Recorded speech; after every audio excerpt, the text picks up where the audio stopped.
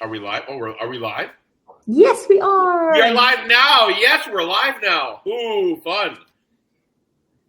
We are. Good morning, everybody. Good Welcome. Happy morning. Thursday.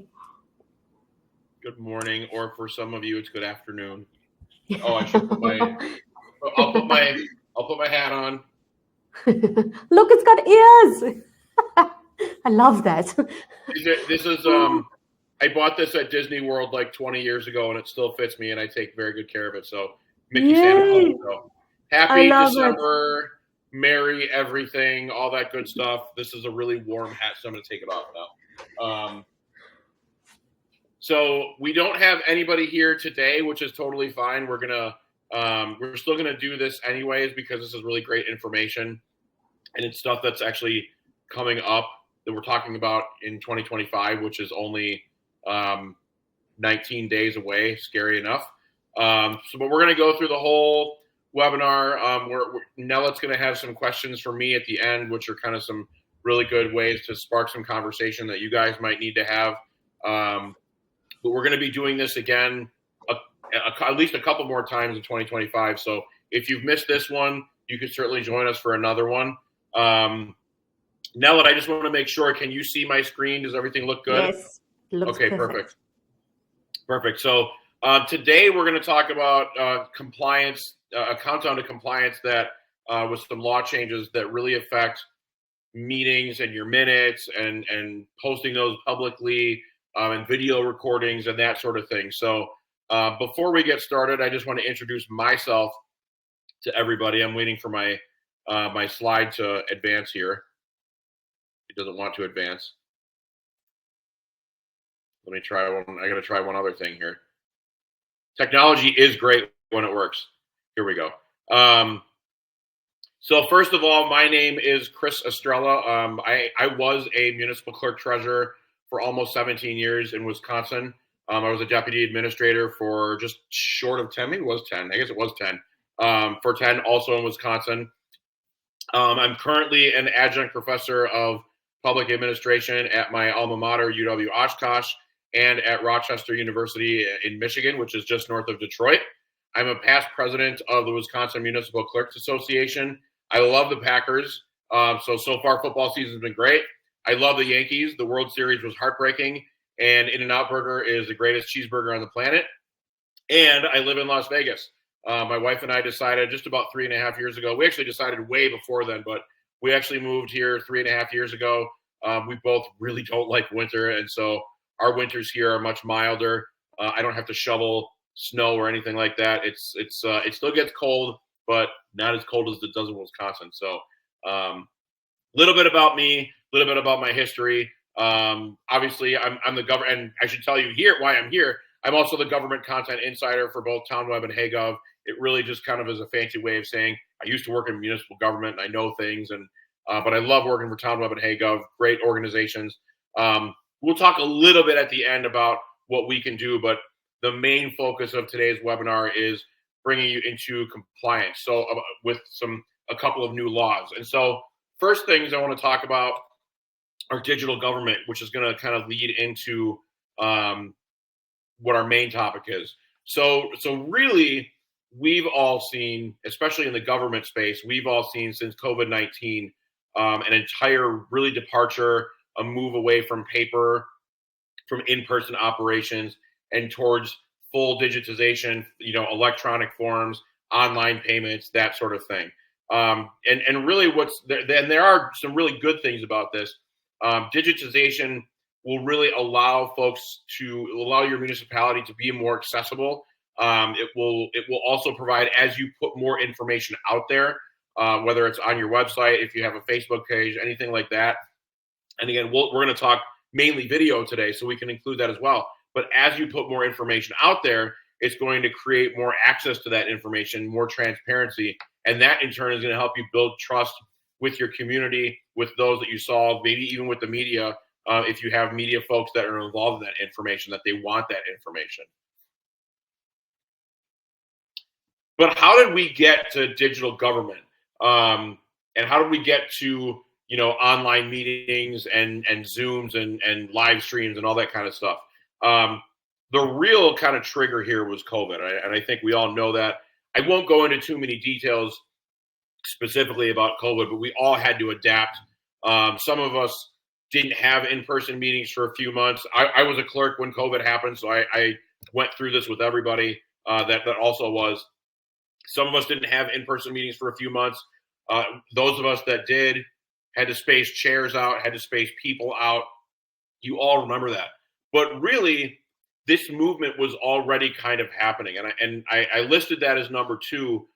COVID was the trigger, but there was already kind of a natural, I'll say movement for lack of a better word, but there was a natural movement to put more things online, to increase accessibility, to become more digital. It was just, again, government, we all know government moves very slow. It was just slow because that's the nature of government.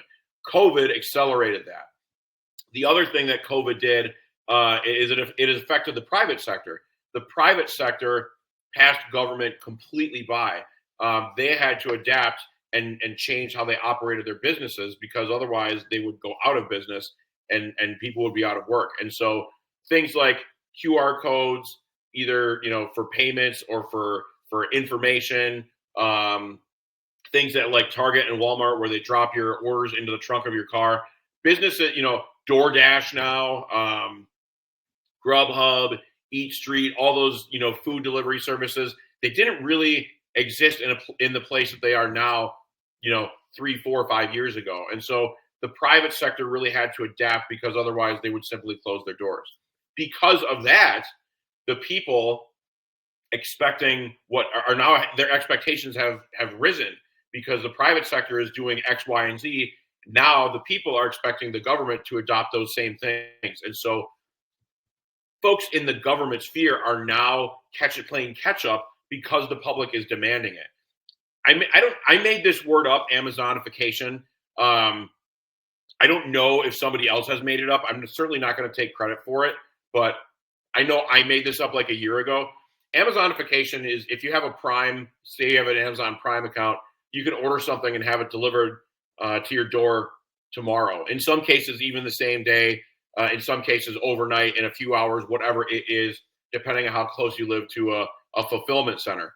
People want stuff now. They wanted it last week. They wanted it last month. They want it immediately. And it's not just physical, tangible stuff. They want access to information. They want information that's out there. They want it right now. And so Amazon, probably through no fault of their own, but Amazon has expected us to be in kind of an on-demand society with how we operate with them. And so now that's the expectation that people have with private industry, with local governments, with all levels of government. I want it and I want it right now. Where can I go get it if you can't get it for me? Or just tell me where it is and I'll help myself. So something to keep in mind as we go along are these kind of 5 issues. How did we get here? In my opinion, this is really kind of how we got there. So what we're going to talk about 2 states. We're going to talk about Vermont and Indiana. I'm going to start with Vermont. If you've ever been to Vegas, though, you know it's very dry here. So I've got my good friend. This is my R2D2 cup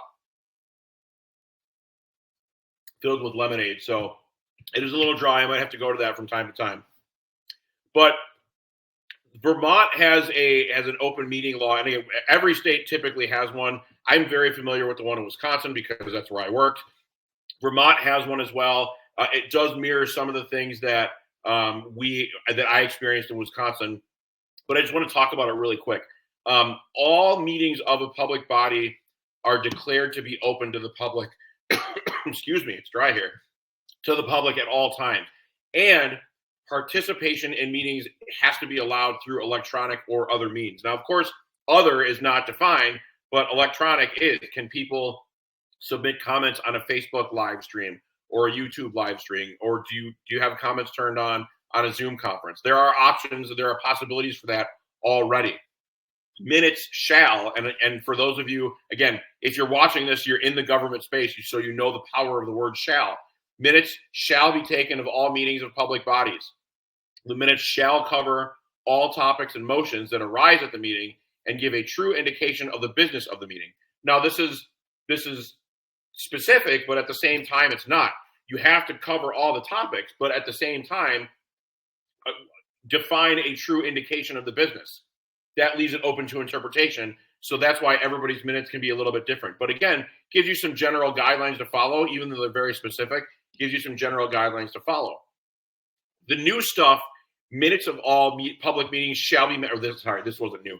Minutes of all public meetings shall be matters of public record. This should come as a surprise to nobody, no matter the state that you're in. Minutes are, generally speaking, wide open, completely public information. Maybe closed session or executive session, not so much. But this is not a surprise at all. A little bit more about Vermont. Every municipal board, council, commission, and committee must abide. They have to follow these rules. These are called public bodies. In Wisconsin, we call them governmental bodies. There's different names that you can assign to them, generally speaking, but they're all accomplishing the same thing. So the law, this is what the law dictates, though. A recording is an audio and a video file. So not only do you have to have a video file, people have to be able to hear it. If you only have an audio file that only folks can listen to, that doesn't qualify. You have to post the recordings in a designated electronic location for a minimum of 30 days following the approval and posting the official minutes of the meeting which were recorded. Did everybody follow that? Now what's great about this is that it is very specific. It doesn't say give you a maximum, but it does say a minimum. So the way that I would interpret this law, and again, if you're in Vermont and you're having questions about this, I would advise you to talk to your legal counsel about it. But if I were interpreting this, you absolutely have to do it for 30 days. But if you wanted to take them down after 30 days, you could certainly do that. Would people like that? I don't know. If it's a controversial topic, maybe not. So that's just kind of something that you guys have to think about. How do you want to post them? Not necessarily where, but how long and what needs to be there. That's the nice thing about this law. It's pretty specific, but it does leave some things open to interpretation, and it doesn't really pigeonhole everybody into a box. So from here, we're going to go a little bit further to the west and talk about Indiana. This is something that I actually personally learned about. I actually spoke in Indiana in June, specifically about their new law. They have a new law that passed that we'll kind of talk about as we go along. But it's Act 1167. So what this requires, and the due date for them, I think I have a sneeze coming on. So I'm going to sneeze. There we go. I got it. So what this act requires, and this is brand new, there were already some larger and mid-sized cities that maybe were already recording meetings and providing a video example, anything like that. A live transmission, this is every municipality in Indiana, a live transmission of a public meeting must be done on a publicly accessible platform. So we'll talk about some examples of what those are, but think about that just for a minute. If you're a small town in rural Indiana, if you don't have good internet access, how can you accomplish this? How is it even possible? In my mind, it's a double-edged sword. It's a really good thing to do, but it can be a really hard thing for small municipalities to accomplish, given they don't have, they might not have the infrastructure. But it's the law. It's going to go into effect July 1st of 2025. So folks have had a year to kind of plan and get prepared for this. But it also states that an archive of copies of the live transmissions with links to any agendas, minutes, or memoranda are also required. So if you already have a website, at least you have a space and a spot to provide that stuff. But that's the other thing. If you don't have a website, number one, you have to get a website to store all this stuff. And then number two, you have to provide a live stream of your meeting. So this was an unfunded mandate. The state, to the best of my knowledge, did not provide any funding for this. And this can be a big deal if you don't have any money set aside in your budget for it. A little bit more about Indiana, and it talks about, again, I got a little bit ahead of myself, but not a huge deal. If there is no internet capability for live transmissions of public meetings, the governing body shall record the meeting. So that is a nice workaround at least it provides an option, again, for those municipalities in the rural areas that don't have that infrastructure. They can do a recording. Now, this doesn't it doesn't specifically say audio or video, so maybe you can do one and not the other. Maybe you can do a digital voice recorder and have that on file, but at least you have an option to do something, but you have to do something. The recordings of these meetings may be destroyed after 90 days. Doesn't say shall be destroyed. So if storage is an issue for you guys, that's something that you can kind of keep in mind. You don't have to worry about long-term storage. You could just kind of narrow it down to 3 months and what works for you and what doesn't. But you shall include the website for live transmission. So that means you have to put a link on your website. You have to make sure that it's out there, that folks can get access to that live stream of your meetings. And residents must be able to access the recording, inspect it, copy it, or download it. And these are specifically mentioned in the law. So something to note is that these files, even if they're audio, if audio files are still smaller compared to video, but they're still big files. They can still be 80 to 100 megabytes. And if it's a longer meeting, we're talking even more. So if we're looking at a live meeting, if we're looking at a video recording, then we're talking about gigabytes of data and information. So storage capacity is important, but you guys have to be able to provide that. So at least, and again, we're going to talk about some ways to do that. If you can link it somewhere else, if you can host it and have them quote unquote inspect it as opposed to downloading it, that would be a better way to, that would be an easier way for you to store it and not have to worry about the size of those files. Good stop for a water break. Lemonade break, sorry. So what specifically does the law address? There are kind of 6 things that we noticed when we were talking about this. Number 1, it emphasizes public accessibility. It's a good thing. It makes our meetings more open, more accessible, and I'm going to talk about transparency, but more transparent. I can tell you, I'll pick on me as an example. During COVID, when everything was shut down, my wife and I couldn't go to church. Our church still did a live stream of services on Sundays. And so we'd be in the kitchen making breakfast, and we'd have, my wife would have her iPad on the counter, and we'd be watching, our pastor's sermon right then and there as we're making breakfast. So it still made church for us accessible. And so for folks who either can't get out of the house, maybe they're homebound, folks who might be, they might be at like a kid's soccer game or something, and they're really interested, they can still attend the meeting, even though they might not be able to attend it in person. Transparency, this is the big one.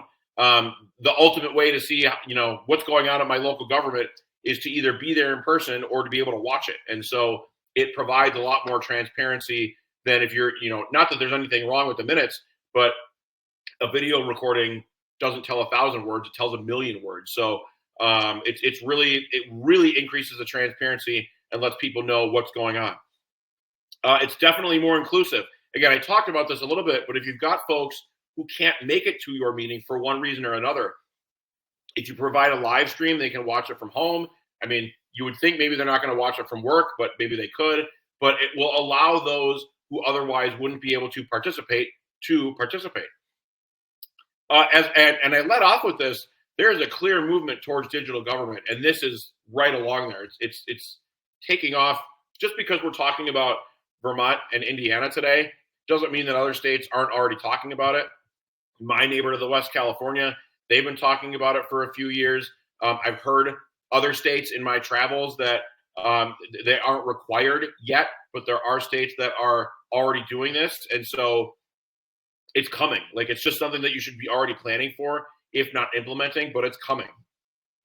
The law also gives more access to public records, and it creates a few more public records by having video or audio recordings, but it also provides access to them. So if people want to see them, all they have to do is ask. So that's just something to keep in mind as well. And for the governing bodies, this, we think this would encourage better decision making. It's kind of, and I'm not accusing anybody of this, but it's, if you know that people are watching, whether they're in person or they're going to see this meeting later, you would think they would be doing what's best for the municipality at all times. But even, if you've got, you're under more of a microscope, that might even be a more kind of a decision factor for them when making a decision for their municipality. So I just talked about this, but there are a couple of states who are already doing this. The state of Oregon, northwest of me, passed House Bill 2560 in 2021, and it took effect on January 1st of 2022. And its main goal is to make most public meetings remotely accessible when it's reasonably possible. Again, there are a few more guidelines in there, a few more things, but kind of summarizing it, Oregon saw what was happening during COVID, really decided to make this move going forward. And so that's just the law going forward now. And then also Massachusetts. Massachusetts, they didn't pass a law. I think we're going to call it hybrid meeting provisions under the open meeting law. So they didn't pass a specific law. But again, due to COVID, these hybrid meeting provisions were enacted until March 31st of next year. And right now, the Massachusetts legislature is talking about a proposal to actually make these meeting provisions permanent. So again, they saw what was going on with COVID, adapted accordingly, and now they're saying, okay, this is something that we need to have permanently, and they're changing the law to do that. I'm still very much in contact with a lot of folks in Wisconsin. I haven't heard anything like that happening. But I can tell you again from personal experience, the laws in Wisconsin are very old and really need to be updated for stuff just like this. Whatever Massachusetts is doing, this would be a great example to kind of adopt and move on from, and for your state or municipality, if that's something that you're interested in. So let's talk about kind of the basics here, how we actually do, meetings and recordings and live streaming and all that kind of stuff. So there's kind of four aspects to it. There's live streaming, there's recordings, there's storage for accessibility, and then there's the meeting minutes aspect of it at the end. So I'm going to talk about all of these individually. So the first one is live streaming, and that is literally a live stream of your meeting. So as it's happening, it's broadcast out on the internet. Anybody can sign up to watch it. So we are not endorsing any of these. I'm just providing examples of what you can do. I'm sure there are others beyond the three that I'm going to share, but these are kind of the three most popular. Number one, everybody's heard of them. This is YouTube. It's free, and yes, it really is free.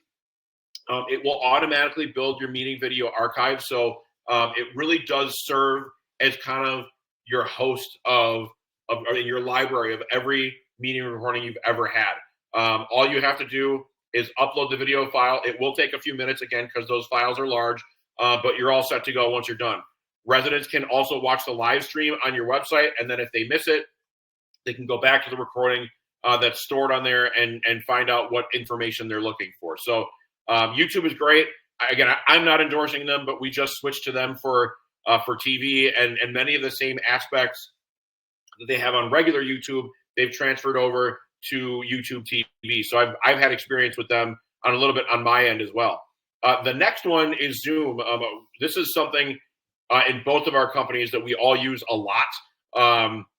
And so we have a lot of experience with Zoom just because we work with it so much. You will need a paid account. A free account will not work. There are limitations on the cloud storage that they offer. The difference between them and YouTube is storage. I don't believe that there is a cap on the amount of storage that you can have. And I could certainly double check that just to make sure, but I'm not aware of any limit that they have. And really, they offer me unlimited DVR for YouTube TV. So they have the ability to do that. Zoom, however, has limitations on cloud storage. So, if you're looking for something like this, maybe you only need to save your meetings for 90 days, or you only want to save them for a year and then you can delete them, then that's not a problem for you. If you want them forever, maybe Zoom isn't the answer, but that's up to you guys. One thing that Zoom does offer, and again, we have experienced this as well, is it has an AI companion that will automatically summarize the meeting that just happened. And I don't mean from a minutes perspective, but it will kind of go through and give you the highlight. Excuse me, lemonade break. There we go. It will summarize key thoughts, key things from the meetings. I don't know that I would use it for minute taking, but I always get an email after I have a meeting, and it's a really nice summary of everything. It's broken down, different topics, that sort of thing. That's a relatively new feature that only started a few months ago. So kind of the further proliferation of AI into our lives. But you also might need an IT professional to set up integration. So we have a small integration with Google with our emails, because our emails are Gmails, and those kind of interact very well with together, and with Calendly as well. But you might need an IT individual if you don't use those key kind of programs. You might need an IT individual to kind of set everything up for you. The final one, preview on Google, is Google. Google Meet is part of the overall Google Workspace bundle. So Sheets, Gmail, the Word document equivalent, slides, all that stuff. I don't know what they're all called, but it's part of everything that they offer. You will need a paid plan for large meetings. Excuse me. And no extra storage is needed. So everything that will be there will be there. You don't have to buy anything larger. But again, it's kind of a mishmash of YouTube and Zoom and Meet, Google Meet, and all that stuff. I can tell you personally, I've only used this a couple of times, not to live stream, but for like things like Zoom meetings like that. It's certainly fine. I know Microsoft has Teams. I don't know its capabilities, but that might be another option as well. But there are others out there. These are just kind of the top three that we identified that can do what you guys need it to do for you. So the next step is hardware, and really this is where it's important to make sure that you're getting what the importance, not the important stuff, but you're getting stuff that will work for you. So I broke this down into kind of microphones and recording hardware. So it's important to have people be able to understand what's going on at the meeting, what people are talking about clearly. You can do a handheld mic. We all know what these are. They're not super duper expensive. They're pretty good at what they do. A lavalier is one that's typically on like the lapel of your jacket or like off of your shirt, anything like that. I used to wear one of these at my board meetings in the town of Oakland in Wisconsin. We all had little lavaliers, so it was every board member, and I was up there with them, and the clerk. Lavaliers clearly could hear what we were talking about. The last thing is a tabletop mic, and what this is, it's like on a little stand and pointed at you guys, but also it can be, there's like a central hub, and there's mics kind of streaming out from that central hub, so it collects all of that audio that it needs in one spot. Not a right or a wrong solution, whatever works for you. Maybe the acoustics of your room are going to dictate one over the other, so it's important to just kind of figure out, price is important too, what's going to work for you guys, and just go with that. In terms of recording hardware, if you have a cable TV station, I would definitely start with them. They will have kind of the knowledge and the know-how of all of this stuff. Those tech guys, and I'm actually really good friends with a couple of folks who work for cable TV and did this stuff like all the way through high school. They're really knowledgeable about what, this stuff that I'm just not. But if you have a cable TV station, you're probably already going through this. If you don't, reach out to one. Like if you have a local cable access one, again, in Oakland, we shared one with Cambridge. And so the same guy that recorded our meetings, recorded their meetings, put them all up on YouTube, set the mics up and everything. It was great. If you have that capability, do it. If not, a couple things that will work for you. A digital voice recorder. That's this right here. I actually started using one of these, 2007-ish. Not only as an aid to help me take the minutes of the meetings, but just to have the meeting recordings. There were some meetings in Wisconsin we're required to keep the audio file or recording of them, and it was audio or video, but the file of them forever. Well, Open Book Board of Review was the one. Every year we had to have that when people would come in and review their assessments, and we actually had to keep the recording forever. So I would record it on here, download this onto my computer, upload that to a flash drive, put it in the vault, good to go. So something as simple like that would work, even, and it was really great at picking up a small table, maybe not the entire room, but a small table. So if that's something that would work for you, awesome. Cameras are also very important because if you're going to provide a video, you want people to be able to see what's going on. Right now, I'm looking at you through my webcam on my MacBook. That's certainly an option. You could do an external webcam that you can just kind of position where you need to. But I also grabbed this. This is an Owl camera. Again, I'm not endorsing it, but I've seen this used a lot more. It's kind of a floating lens, and it moves to the, whomever is speaking in the room. It provides multiple camera angles. They're not super cheap, but they are really good at what they do. So again, a lot of options for whatever you guys need to make this work. And again, I could certainly offer a few more, but because of time, I want to make sure that we cover everything. But lots of options out there to make sure that your meeting recordings are up to snuff and that everybody can understand what's going on. So step 2, the actual record, and actually recording the meetings. All 3 platforms that I highlighted, YouTube, Zoom, and Google, they can record the meetings. Again, we talked about storage a little bit, but they all can record them. So these 3, again, we're not specifically endorsing 1, 2, or 3 of these over others, but they can handle exactly what you're looking for. Oh, there's the record button. Forgot about that. All right, step number 3, storage. So we're going to talk a little bit about storage. YouTube, once it's up, downloads and upload speeds aren't super important. It will always be there. Again, if you're accessing it from a rural area and you have a slower internet connection, that's fine. If you're accessing it from Las Vegas like me, that's fine as well. The key is for you guys on the back end, you have to have the ability to upload the meeting. But in terms of access on the front end to the public, a slow internet connection does not matter. So it's totally up to you. But essentially, as I mentioned, it does become your video library host. It will have all your meetings there historically. It's all stored in the cloud. So there's nothing that you have to do to manage it. Basically, you just have to give it a title, maybe a date, and that's pretty much it. You're good to go.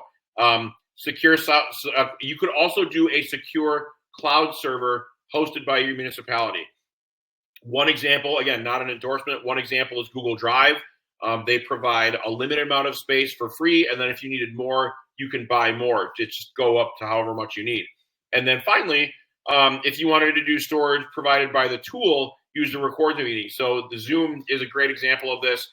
Whenever we record Zoom meetings for folks who can't make it, much like we're doing today here on Livestorm, it's stored in their cloud that's not publicly accessible. They fire off a login link and then a password to that meeting that you have to share with them. So that is something that you could also do. Again, no specific endorsement one way or the other. We have a lot of experience with Zoom because we use it. I have a lot of experience with YouTube. It's whatever works for you guys. Whatever works best for you guys is what works best for you guys. So the final step is step 4, and that's the meeting minutes. So where I'm kind of coming at from this is, needed some lemonade for the big finish. It's like you're already recording the meeting. Why not take the next step and go even more digital than you already are? There are digital tools out there specifically addressing automation of meeting minutes. And I'm going to talk about a few of them in just a minute. No pun intended. AI tools are available which can write a full transcription if that's something that you're interested in, or minutes kind of summarizing for you to check before sharing. And really, the key driver is because you are already recording the meetings because you have to, that's necessary to accomplish this. You can't have AI do this if you aren't recording your meetings. Like it's not physically possible. So you're already halfway there, 3/4 of the way there. So why not kind of go that next step and go full digital on your minutes? So I'm going to talk about just some examples of what's out there. But even before I get to that, why is it important to go this way for your meeting minutes? And I'll be honest with you guys. I've taken minutes. I actually still take minutes for an organization here in Southern Nevada. And so I've been doing this almost 20 years. So I'm kind of an expert in this area. But when I take my minutes, these are kind of some things that I've experienced in my life. You're going to spend less time trying to remember what happened. And I know we all take incredible notes, exceptional notes during the meeting, but we're listening with our ears and we're translating that in our brain and we're writing it down on paper or we're typing it up on the computer. Are we really catching everything? And so when we go back to our offices the day after, or in some cases the week after the meeting, and we write those minutes, do we remember everything? Do we catch everything that's going on? So it's important because if we're already recording that, A, we can go back and look at it, but B, the digital tools will take care of it for you. Number two, this is a big one for me. If you're taking minutes in a meeting, how can you participate in it? And that was something that I really struggled with because there were areas where I needed to participate. And I'm not just talking about my report and what was going on. There were like actual decision items that I had to provide input on for the board to make a decision. And how can I do that if I'm actively taking the minutes? So by using a digital tool, this will free you up to actually participate in the meeting, which is kind of fun. Third, digital tools will provide you a second pair of eyes, and it will make sure that you have the correct action points. Was the motion correct? Was the second correct? Did you catch the vote? Accurate representation is communicated. Were all the thoughts conveyed by the public? Was it a public hearing? There's so many things that it will double check for you just to make sure that everything looks good. And then finally, this makes sharing the minutes easier. If you're not actively putting all the minutes together and having to do all this stuff and remember everything, and do you participate, do you not, it puts it all together, it puts it out in one spot, and it's so much more transparent and accessible for members of the public as opposed to having to call you and get an emailed copy of the minutes, or back 10 years ago, people might want the meeting burned onto a CD or anything like that. This way, everything's in one spot and it can all be shared, and you can just be like, go to this link and everything is there for you, whatever you're looking for. So what are some examples of things, we'll say, that will do meeting minutes for you? So I've got 4 that I've got listed here. Number 1 is Firefly's AI. And this all of this information is right on their website. All the information I'm going to share is right on the website. So it supposedly will have 90% accuracy. It works on Zoom, on Teams, on Google Meet, many different things. It can do this in multiple languages, and it provides you with a 7-day free trial, and then it's $10 per seat per month. So if you have multiple folks doing minutes, that would be a seat. But that's kind of the summary of it. I've not used it, so I don't know how good or not good it is. It's just one of the ones that I found.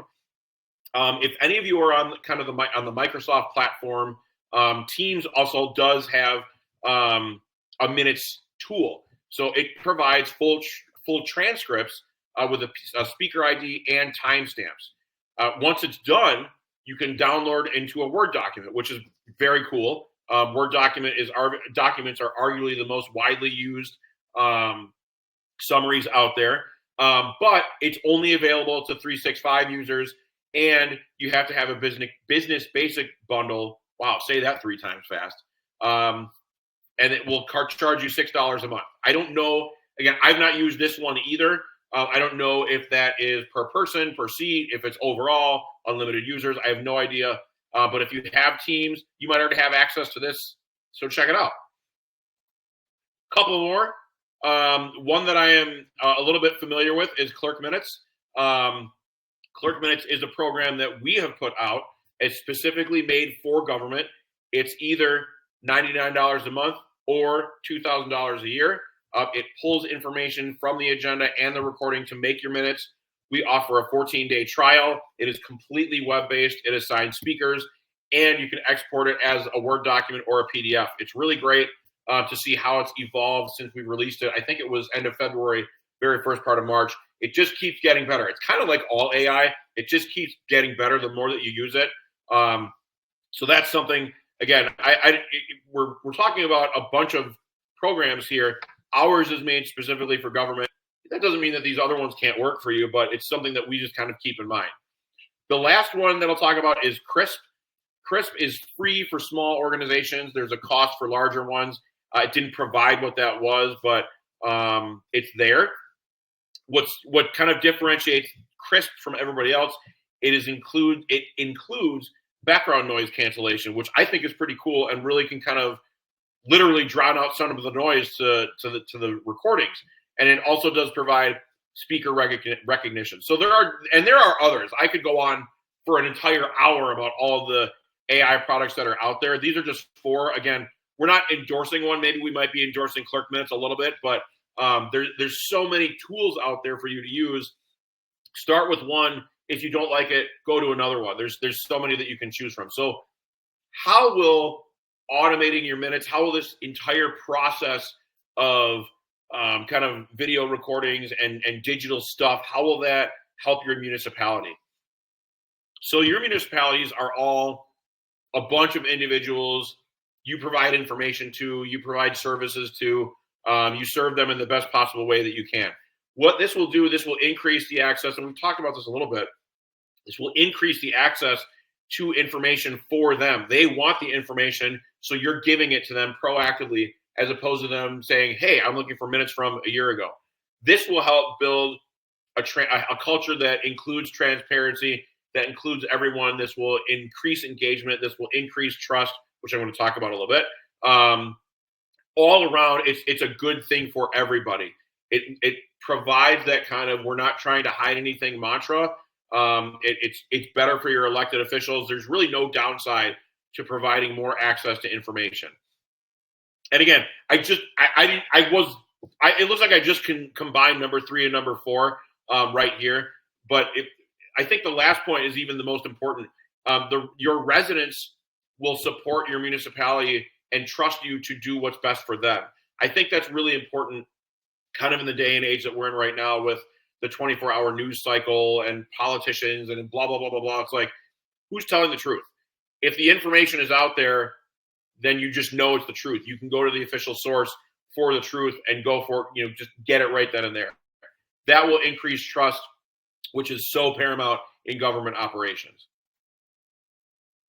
So what do you need? Kind of, bringing it all together, we're very close to the end, but what do you need to be compliant? Number 1, you need to live stream your meeting. Number 2, you need to record it. Number 3, you need to make the recording available with all related documentation for at least 90 days.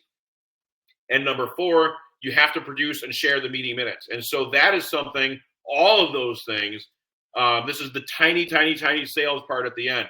All this stuff is what we can help you with. We can set up your YouTube page and your knowledge base. We provide white glove service. We can, if you don't have a website, we can set up a base website for you so you have a place to put all this stuff because you're required to have one. We can set up the live stream from YouTube to your municipal website, and we also provide clerk minutes for meeting minutes, transcription, and generation. So if this is all stuff that you have to do, we can do that for you. We've reached the end. We've reached the end. Nellet, I know Nellet has some questions that she wants to ask me.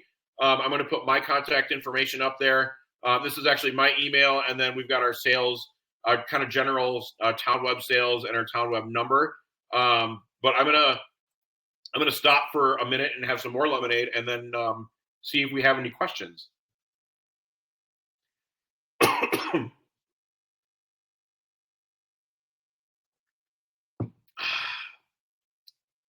Nella, did I put you to sleep?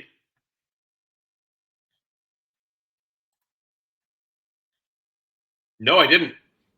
I am here, and I am alive and well, and it was fantastic. Welcome back. So Nella wrote, we don't have a website. I'd like to be compliant. How and where do I start with this process? That's a great question. Thank you for asking. The first spot you have to have a website. So the first spot would be to either shoot me an email, shoot our sales team an email. I think I feel another sneeze coming on, I think. Wait for it. Maybe not. One moment. We'll see. But is to set up an appointment, and it will be with me, where I go over everything on, how our public-facing websites look to the public, and then how you update that on the back, and how this all ties in together with everything else that you need to offer. But that's kind of the first point. You've got to start with a website. Once we have that, I can show you where everything is laid out on the agendas and minutes page, and everything that you need to comply with the law that you have to comply with. Thank you. That was an excellent question.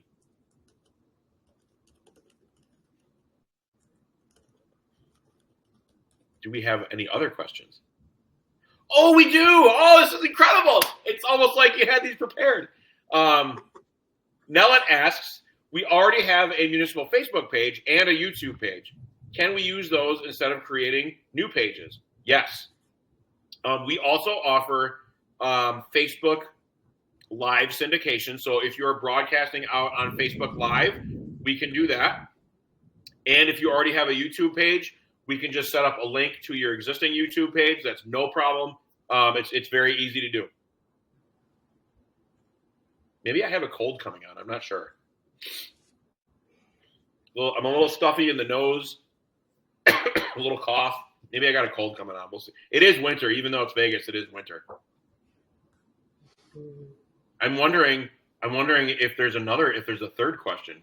Am I going to be lucky enough to have to answer a third question? No, there isn't. That's it. Oh, only 2 questions. I'll be okay. I'll be okay. I'll live. If you've gotten to the end of this, you've survived. So that's number 1. That's really good. But number 2, if you have any questions that either Nellet and I didn't address or I didn't address in the presentation, by all means, reach out. I check my email compulsively, like every 15 minutes. It's kind of I think I'm addicted to it. So shoot me an email, shoot sales an email, give us a call, let us know what's going on, and we're definitely here for you. But thank you so much. I'm going to stop sharing my screen. I'll just leave it up because that's a nice picture of me. That's my new headshot. But yeah, exactly.